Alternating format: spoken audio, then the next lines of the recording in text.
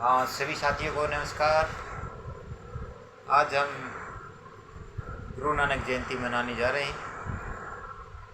गुरु नानक जी का जन्म आज से 554 साल पहले यानी आज 555वीं जयंती के उपलक्ष्य में हम एक कार्यक्रम आयोजित कर रहे हैं। और गुरु नानक जी ने जो भी हमें ज्ञान दिया, जो भी मार्ग बताया, उसके बारे में मैं आपको दो शब्द कहना चाहूँगा कि गुरु नानक जी ने हमें क्या शिक्षा दी और वे शिक्षा हमें हमारे जीवन में कैसे उनका उपयोग करना है, उसके बारे में बताऊँगा।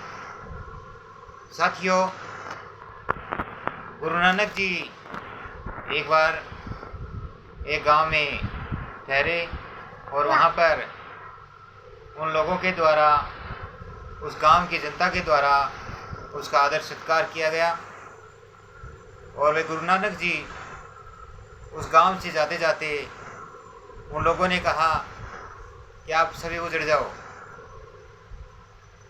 और दूसरे गांव में गए और उस गांव में गुरु नानक जी का बहुत ही दुत्कार किया गया, गाली गलौज की गई। तो गुरु नानक जी ने कहा कि आप बसे रहो। तो ये दोनों बातें सुनने के बाद में किसी व्यक्ति ने ये सोचा कि ये गुरु नानक जी ने भी जो अच्छी सेवा की, तो उसके बारे में कहा कि उजड़ जाओ, और जिसने गुरु नानक जी का दुत्कार किया, भला बुरा कहा, उन लोगों के बारे में कहा कि अभी बसे रहो। तो वह व्यक्ति गुरु नानक जी से प्रश्न करने लगा कि गुरु नानक जी, ऐसी क्या बात है कि आपने एक की सेवा की, उसके लिए कहा कि आप बसे रहो या उजड़ जाओ, या जिसने आपको दुत्कार किया उसने कहा कि आप बसे रहो, ये सा क्या है? तो गुरु नानक जी ने साथियों जवाब दिया कि जो मेरी सेवा की, वे अगर साथी उजड़ गए तो हमारे देश में बहुत बड़ी उन्नति होगी, बहुत बड़ा विकास होगा।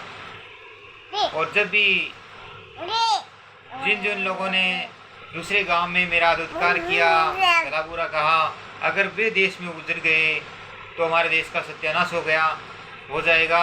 इसलिए मैंने कहा कि जो भलाई करने वाले लोग हैं वे देश में उजड़ जाएंगे तो बहुत बड़ा हमारे देश में विकास होगा, और बुराई करने वाले लोग इकट्ठा रहेंगे, एक जगह रहेंगे, तो मतलब कहने का ये है कि वे एक जगह ही नुकसान होगा, अन्य देश में, अन्य देश की जनता को, अन्य देश के लोगों को कोई भी नुकसान नहीं होगा। तो इतना बड़ा संदेश में गुरु नानक जी ने कहा कि अच्छे अच्छे लोगों का हमारे देश में बहुत जन्म होना चाहिए, और प्रचार प्रसार के द्वारा हमारे देश में उन्नति हो। तो इस कहानी के माध्यम से मैं आपको ये बता रहा था कि गुरु नानक जी ने बहुत अच्छी हमें जानकारी दी। तो ये जानकारी आप भी अपने जीवन में इस जानकारी का सदुपयोग करें, अमल करें और अपने जीवन में लागू करें, और अपने साथियों को भी इसके बारे में बताएं। धन्यवाद। जय गुरु।